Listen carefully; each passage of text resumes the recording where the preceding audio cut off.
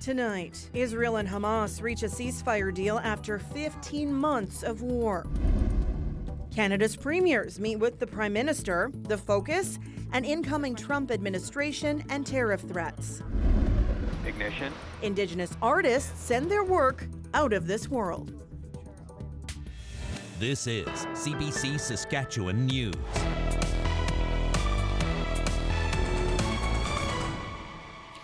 It's Wednesday, January 15th, and the CBC Saskatchewan News starts right now. Hi there, thanks for watching. We start with a major breakthrough in the Middle East crisis. Israel and Hamas have agreed to a Gaza ceasefire and hostage release. The deal comes after intense negotiations in Doha. It consists of 3 phases and is set to go into effect on Sunday.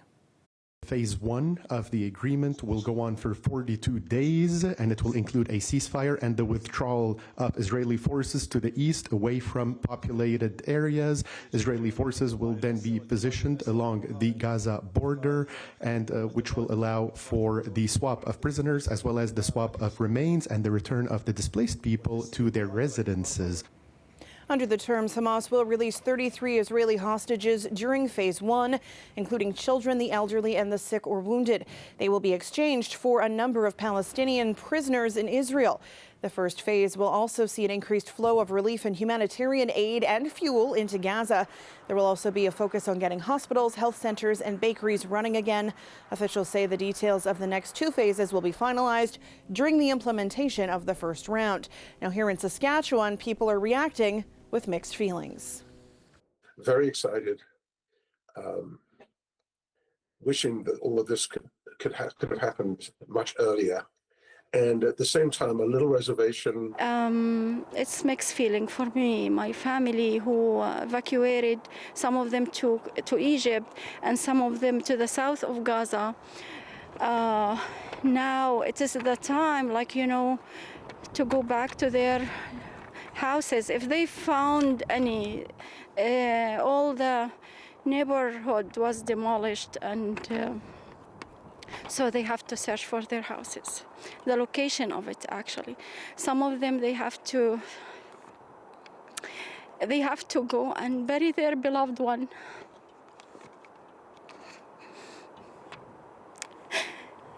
That they didn't have time during the war to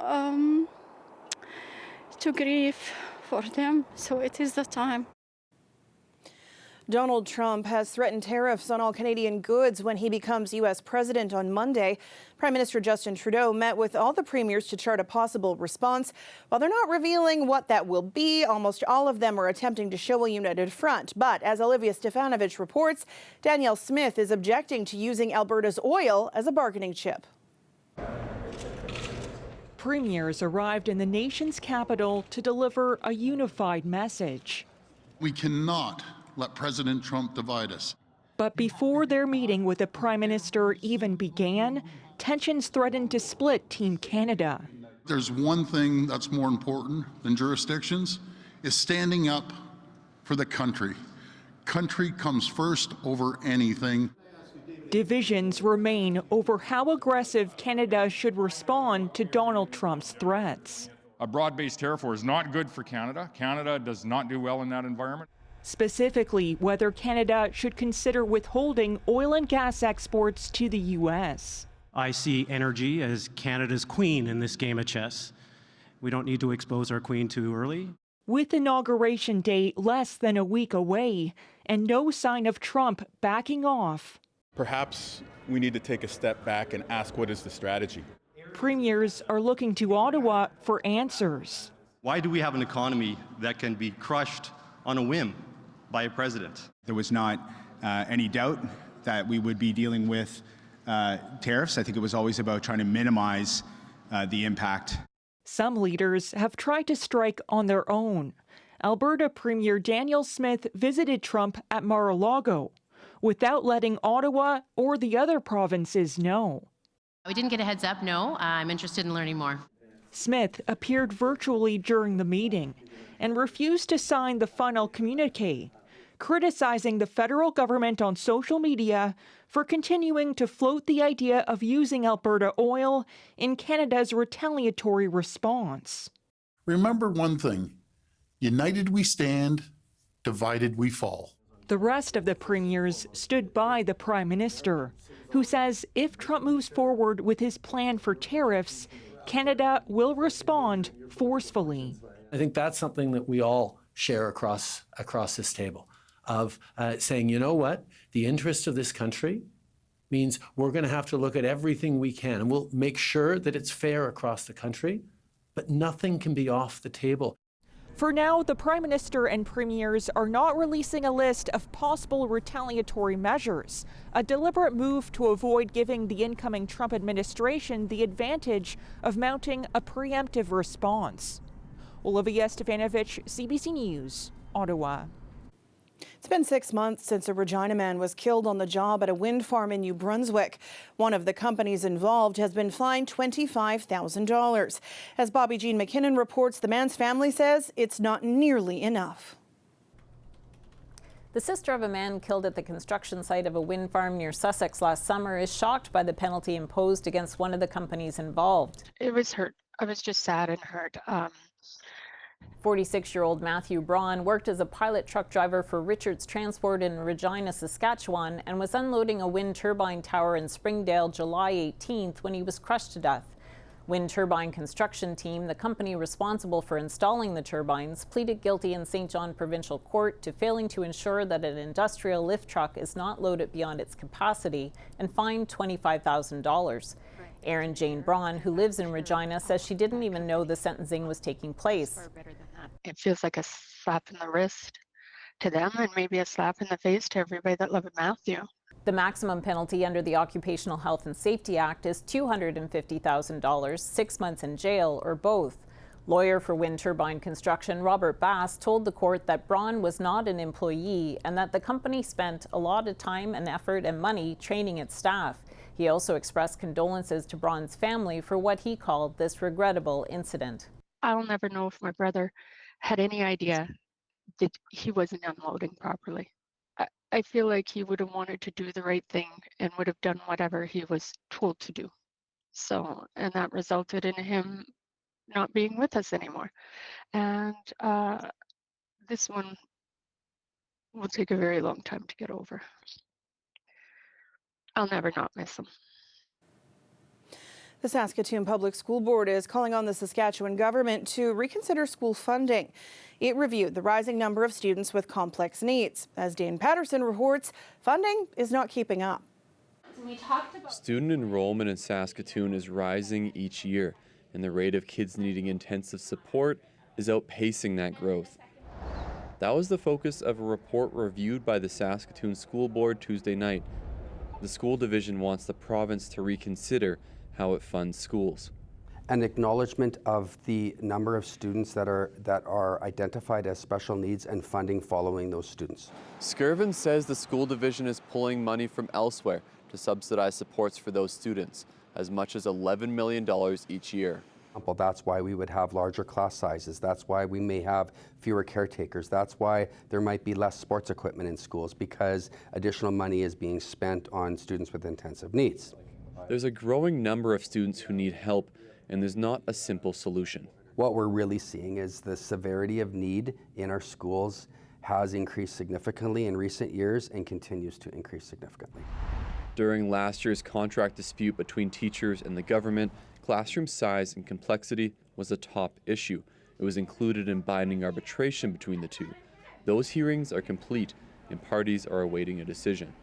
The Ministry of Education stands by its school funding decisions. In an email, it says school divisions are responsible to staff for student needs with their budget, and that the Saskatoon Public School Division is receiving 10% more this school year than compared to last.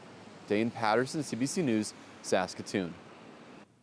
The city of Regina is once again looking for a partner to build and operate a compost processing facility. The city and Evergen have mutually agreed to terminate their contract at the end of this month. Evergen had been planning to build a facility to process the waste collected in Regina's Green Bin program. But everything changed when the RM of Edenwald voted not to allow a plant to be constructed there. The city will launch a new public tender as it goes back to the drawing board. The decision that was made there with the RM was one of the major challenges that we experienced early on in this process, but we continued to try to work through that and still decided that this would be the best path forward. Since the fall of 2023, when the Green Bin program started, Evergen had been operating a temporary composting facility at the City of Regina's landfill. The city will take over those duties come February. We are in the warm-up portion of the weather roller coaster this week. If you like sun, though, you're in for good news. Ethan will explain what's to come after the break. Stay with us.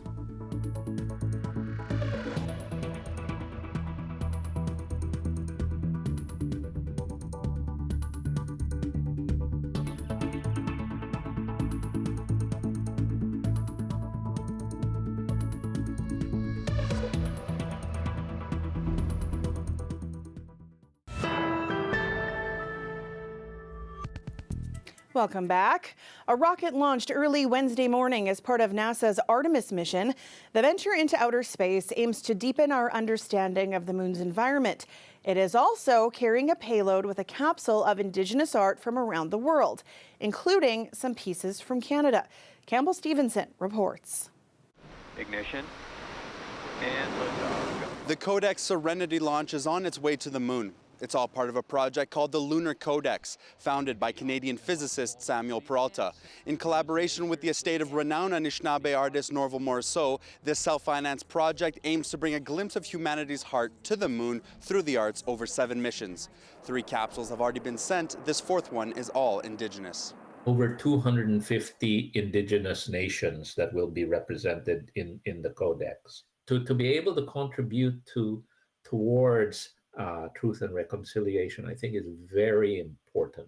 The artwork is stored on a tiny metal disc the size of a dime called a nanofiche. Made up of durable nickel, it's said to hold around 1,000 files and is designed to last 1 billion years on the moon. Artwork was also selected from the archives of the Inuit Museum of Canada and the Gabriel Dumont Institute in Saskatoon.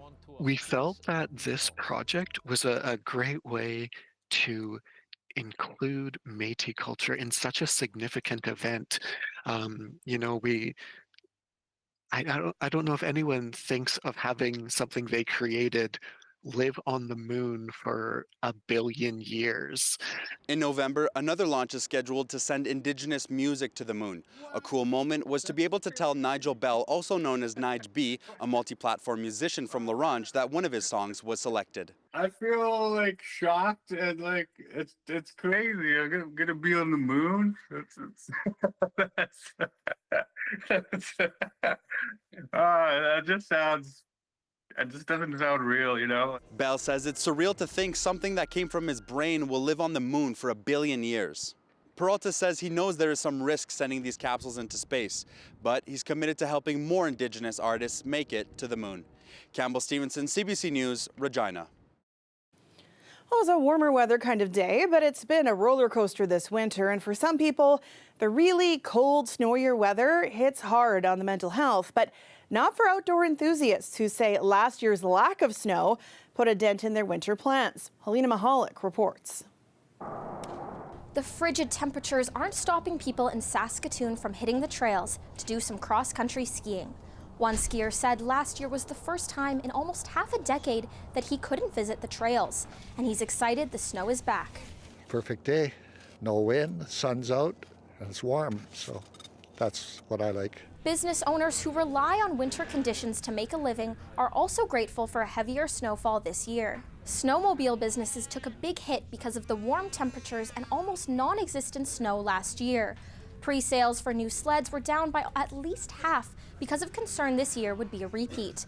The Saskatchewan Snowmobile Association says the community is still recovering. Last year definitely financially hurt for the clubs. It also hurt morale-wise in the fact that when you don't get a chance to get the trails open or get out there and snowmobile, it definitely hurts. Keeping that volunteer retention is a little bit harder. The association says members had difficulty getting groomed trails open last year since there was so little snow.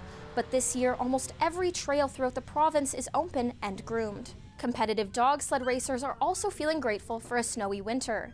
Last year, Aaron Campbell had to cancel several events. He usually also offers dog sled tours at his farm near Melfort and throughout the province. Campbell says the limited cash flow made it difficult for him to earn enough money to live on. Competitively, we need snow to generate income, and yeah, last year we had snow in marginal amounts. It would come in marginal amounts and melt within a week usually, which is the same weather trend we're having now, just we have more snowpack.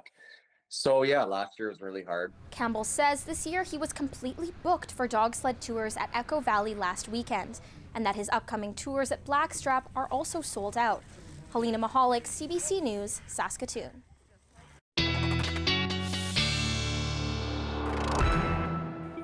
And our weather specialist, Ethan Williams, joins me now. Dog sleds on one hand, but today puddles in another. I did not have that on my bingo card. Yeah, January bringing us some quite interesting temperature patterns here. And yeah, today definitely on the warmer side of things as that snow beginning to melt. But I don't think the melt is going to last all that long. That being said, nice temperatures again for Wednesday, well above seasonal and above the freezing mark in many locations. Bit of a cold front dropping temperatures back through the far north, but still well above seasonal for this point in January. A little bit of a breeze, though, today, especially through south and central sections. Some gusts upwards of 60 kilometers an hour at times. That has been kind of the theme the last couple of days here, and I think will continue for us. And the reason those winds picking up, a low pressure system moving in that's going to bring some heavy snow to northern Saskatchewan, Buffalo Narrows through to La Ronge, over to Cumberland House and Pelican Narrows as we head through the day Thursday. So here's how things kind of play out. This area of high pressure, which has been keeping us clear through the southern half of the province, moving out. That allows moisture to begin moving in overnight Thursday as we get into the early morning hours through northern Saskatchewan. Also brings some cloud cover to much of the province. But as that low shifts eastward, south and central, we kind of get into the dry sector of it. So we'll see that sunshine return, but that's when the heavy snow begins moving, especially through the Churchill region and parts of the northern grain belt. Then we get into late Thursday, early Friday, and that system is going to shift southward and bring some light snow through the southern half of the province before that moves away. We're left with some cloud cover, another shot at some light snow moving through southwestern and west central sections as we get into early Saturday before this Arctic high pressure begins to move in. And that is really going to give a chill to the temperatures. Total snowfall amounts here, not ruling out between about 15 to maybe 25 centimeters of snow. And again, La Ronge is kind of right in that bullseye there. Drops off pretty quickly, though, through the far north. And I think through south and central, you know, the most we're going to get is maybe a centimeter or two in places like Regina and Saskatoon. If you're in east central areas around Nipawin and Hudson Bay, maybe in that 5 to 10 centimeter range. And over the next couple of days, southwestern Saskatchewan maybe getting upwards of 5 centimeters. The wind is not going away, as I mentioned. As we get into Thursday afternoon, some gusts near 70 in the southwest. That'll shift eastward as we head through Thursday evening. And then sticking with us as that clipper system begins to move through, keeping those winds strong for Friday evening, especially on the eastern side of the province. So that means things are going to look like this. In Regina, again, we get a windy but warm and mostly sunny day for Thursday before a little bit of some morning flurries Friday. Again, that'll, I think, be our windiest day, especially in the morning hours Friday, before that colder air sets in, and with the wind definitely feeling well into the minus 30s. That's just during the daytime. I think at night we'll probably watch for extreme cold warnings as we'll be feeling into the minus 40s. We come to an abrupt end, though, on Tuesday as our temperatures will begin to warm up. Saskatoon, a few degrees above freezing for Thursday, and again, a similar pattern there. I think we'll see those pretty chilly wind chills move in for Saturday and Sunday before we start that dramatic warm-up as we get into Tuesday, with a chance of maybe some flurries as we head into Wednesday, but those overnight lows improving. So spring making itself known, Sam, but winter is once again right around the corner.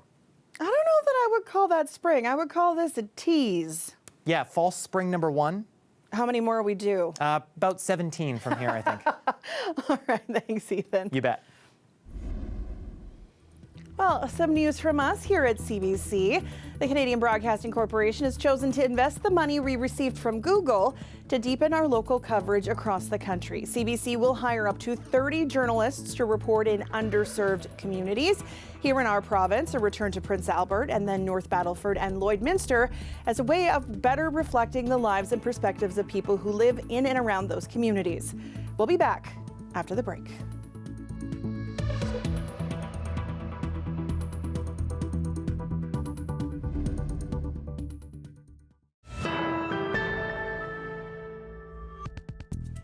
Welcome back. US-based company Bungie will take over grain handler Viterra after the federal government approved the acquisition this week. Formerly known as the Saskatchewan Wheat Pool, Viterra has more than 80 facilities across Canada. The approval comes with conditions, including Viterra's head office, stay in Regina for at least 5 years, an investment of at least $520 million in Canada, is also expected within 5 years. 6 grain elevators across the West are to be sold. Transport Canada says this will maintain competitive options for farmers in the region. The Competition Bureau said in a report last April that the deal was likely to hurt competition in the grain and canola oil markets. It also found that Bungie, the world's largest oilseed processing company, could influence the behavior of G3 Global Holdings, a major competitor to Viterra.